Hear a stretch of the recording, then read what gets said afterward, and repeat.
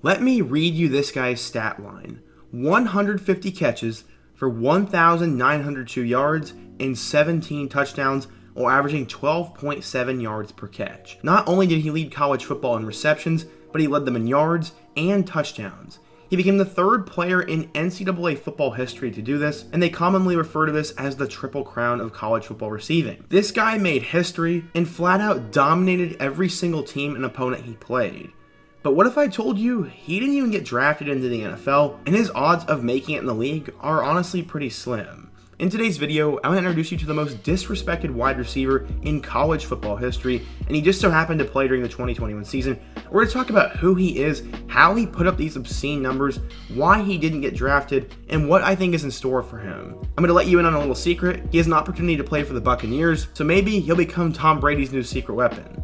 All jokes aside, this video is going to be very interesting, and let's go ahead and get started. You're probably wondering who the subject of today's video is, and it is former Houston Baptist and Western Kentucky wide receiver Jerreth Sterns. But in order to understand what has gone wrong for Sterns, we first need to go back in time and see how he got to this point. Jerreth Sterns has always been a part of a football family, as his oldest brother played for Oklahoma State, one was also a wide receiver at Western Kentucky, and the other, Caden Sterns, was a 5th round draft pick as a safety from Texas. You probably remember him, and he was pretty good, but Jerreth is better than all of them. At this point, you could probably come to the conclusion that football runs in this guy's veins. Not only did football run in his blood, but so did faith.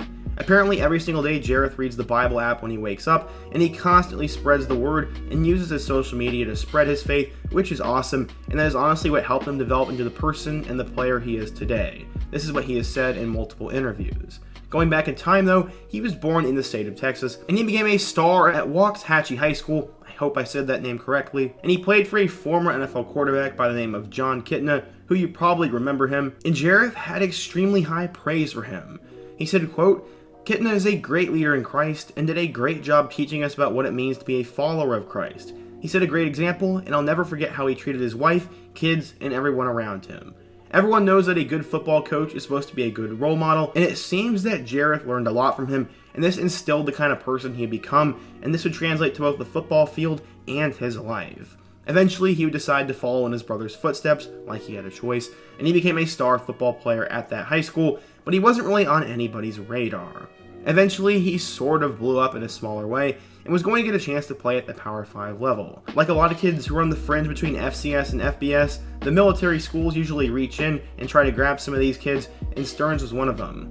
Eventually, he decided to pick Army over Navy and a couple of FCS programs. Well, obviously, Army is not a bad school. For someone like him, that was not the kind of offense he probably would have done well in, and he decided he was going to reopen his recruitment. But before then, as a senior, Sterns was great. He had over 30 catches for 956 yards and 8 touchdowns, and was named an all-district player because of that. As I said, he would eventually decide to go down a level and flip to Houston Baptist, which is a school known amongst a lot of Texas people, but outside of the state, people don't really know who they are. He was not expected to be a star by any means, as according to 24/7 Sports, Sterns was a 2-star recruit, the number 182 athlete, and the 2,395th best player in the class of 2018. Obviously, his odds of leading the FBS in receiving yards or making it to the NFL were pretty slim, and add in the fact that he was only 5'8", things were stacked against him, but he would go on and perform when he got to Houston Baptist. Instead of waiting around to contribute, Sterns stepped in right away and was insane. He caught 68 passes for 684 yards and 4 touchdowns while averaging 10.1 yards per carry as a freshman. He's obviously a freshman All-American at the FCS level, and big things were expected of him in 2019. This is when he'd really start to form that bond with Bailey Zappi, and in case you don't know who he is, he's the guy who later became his quarterback at Western Kentucky and was recently just drafted to the Patriots after breaking the all-time single-season passing yards record, which was previously held by Joe Burrow, but we will get to that a little bit later. In 2019, Sterns went off.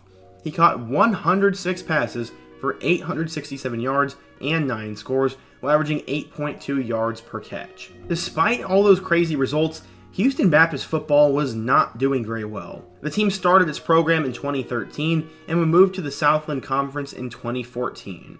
They won 2 games their first 2 years and finally broke through in 2016 by winning 4 games. The following 2 years, they would go 1-10, and then they'd have their best season in school history in 2019, as Sterns would help them go 5-7. So far, the team has gone 19-70 in their program's history. yet somehow their coach is still employed after 9 years. I don't know about you, but if a coach went 19-70 in the FBS, they would be fired probably about 3 years in.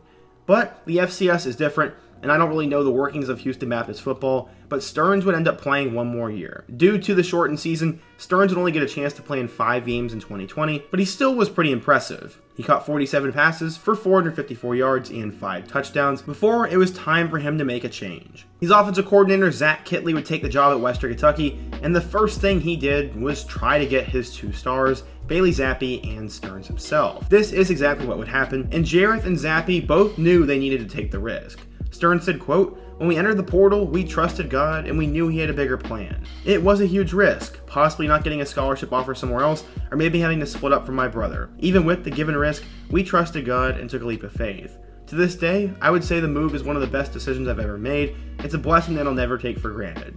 So now you know they were pretty good, but just how good were they? Well, after starting the season 1-4, Western Kentucky won 7 straight games to finish the regular season at 8-4, and then they even won their conference. You can credit a lot of the success to the friendship he had with Bailey Zappi, as he said, quote, "Off the field is really what translates to on the field.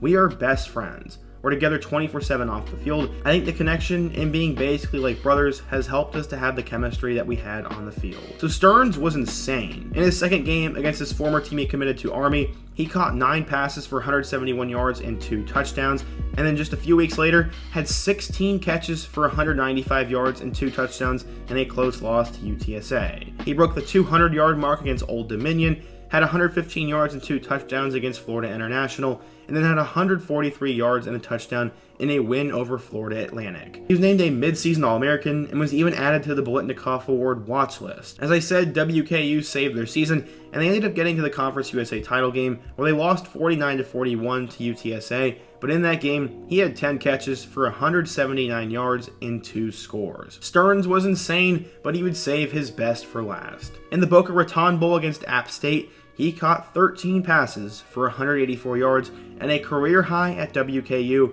3 touchdowns. This guy was absolutely insane as he finished the 2021 season with 150 receptions for 1,902 yards and 17 scores. As I said, he won the Triple Crown of college football receiving and became the 3rd player to ever do that. He joined Devontae Smith in 2020 and Michael Crabtree back in 2007, and those are definitely elite names and elite company to be with. So obviously now you probably think he's going to be a high NFL draft pick, right? Well, no, there were a couple of problems. Scouts were worried because A, he was only 5'7", B, he played at a very low level, and C, he was in a very simple air raid system, and he wasn't doing anything super complicated. But still, he brought a lot to the table. One scout had this to say about his strengths. Quote, "The WKU product was such a dangerous receiver in college football because of his great route running and great hands. He was always creating separation, whether that was in the slot or the outside, or the middle, or even down the sideline. The guy just knew how to get open, and once he got open, even for just a moment, he'd be able to secure the catch. Looking at his tape from his senior year, it often looks like defenders would either lose him in coverage or underestimate his speed and quickness given his smaller stature." Despite having a lot of good to his game and incredible production, Stearns would go undrafted in the 2022 NFL Draft, but there's a catch here: he was picked up. He's picked up by the Tampa Bay Buccaneers as an undrafted free agent, and honestly, I could see this guy making the roster. He may not have the height, but this guy's going to work hard, he knows how to play the game of football, and that is something that Tom Brady absolutely loves, and this guy seems like he's going to find his way onto that 53-man roster and make an impact. Maybe that's the case, or maybe he'll get cut. Either way, I don't know, only time will tell, but in my eyes, to be one of 3 players to ever do that at the FBS level and not get drafted makes you the most disrespected wide receiver in college football history, at least in that category. But what do you guys think? If you're a fan of WKU or Stearns himself, why do you think he didn't get drafted? Do you think he's overrated? And who's another player who went undrafted I could take a look at in my next video? Be sure to let me know down below, smash that like button if you want to support today's video, and check out all my other videos on the end screen. Hope to see you guys again soon, but until next time, peace.